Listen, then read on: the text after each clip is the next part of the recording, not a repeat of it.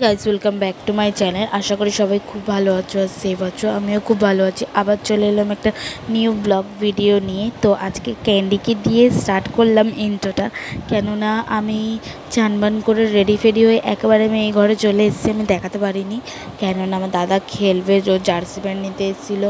তারপর আমিও অনেক দিন আসছিলাম না, তো আমিও তারপর চলে এলাম ওর সাথে। তো এখানে এসে ওর সাথে আর কি মারছিলাম ক্যান্ডির সাথে। দেখছো কিরম করছে, মানে অনেকদিন পর দেখেছে তো। তারপর যাই হোক, ওকে রেখে আমরা গেলাম খেতে মিও মোড়ে।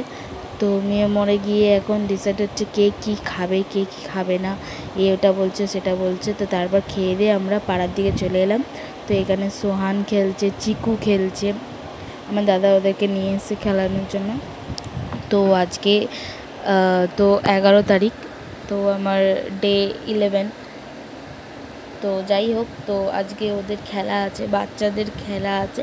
তো বাচ্চাদের মধ্যে আমার দাদাকে দিয়েছে, কেননা অনেক লোক কম হয়ে গেছিলো, তো তাই জন্য ওর সাথে ওর অনেকগুলো বন্ধুকেও দিয়েছিল খেলার জন্য। তো বেশিরভাগ বাচ্চারাই পড়েছিল ওর সাথে। তো যাই হোক, তো আবার 15ই আগস্ট খেলা হয়, ওটা একদম বড়দের খেলা হয়, ঠিক আছে। তো ও এখানে খেলায় নাম দিয়েছিল।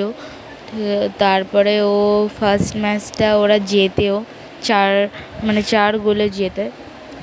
তো যাই হোক, এখানে ও খেলছে, ওকে ডাকছি, ওকে বলছি রাহুল ফাহুল বলছে যে এই কর সেই কর। ওই দেখো, মানে প্রথম ভালোই খেলাটা হয়েছিল, আর এদের টিমে অত ভালো কোনো প্লেয়ার ছিল না, ঠিক আছে। আমার দাদা তো গোলকিপার খেলে না, ওকে তাও গোলকিপার খেলিয়েছে।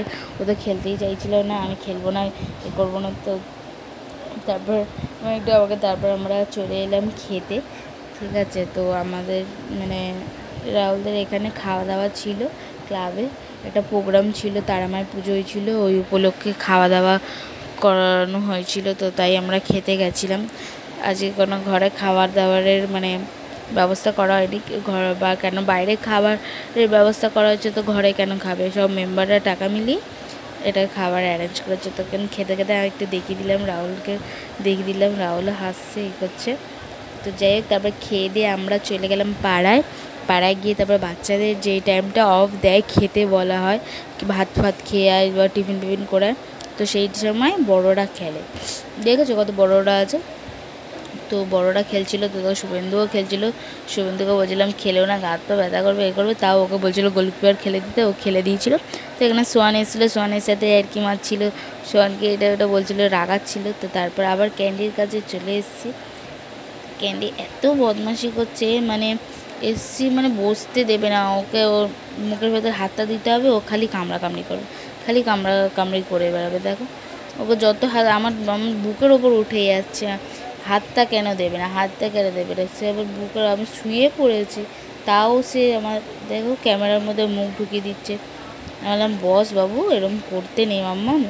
তো ওকে তারপর বসেছে, তাও সে যদি শোনে, তাও একটু ক্লান্ত হয়ে গেছে। তারপর একটুখানি বসেছিল, মাথায় হাত বুলিয়ে দিচ্ছিলাম, হ্যাঁ একদম বদমাসের ডিম।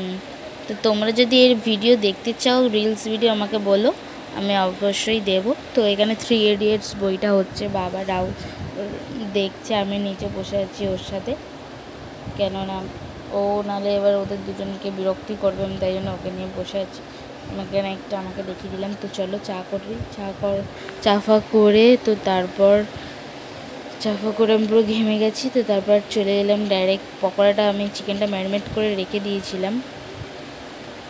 তো ম্যারিনেট করে দেওয়ার পর তো তারপর সব চিলি চিকেনে কেটে কুটে সব রেডি করে, তো এখানে সব দেখতেই পাচ্ছি সব কেটে কুটে রেখেছি।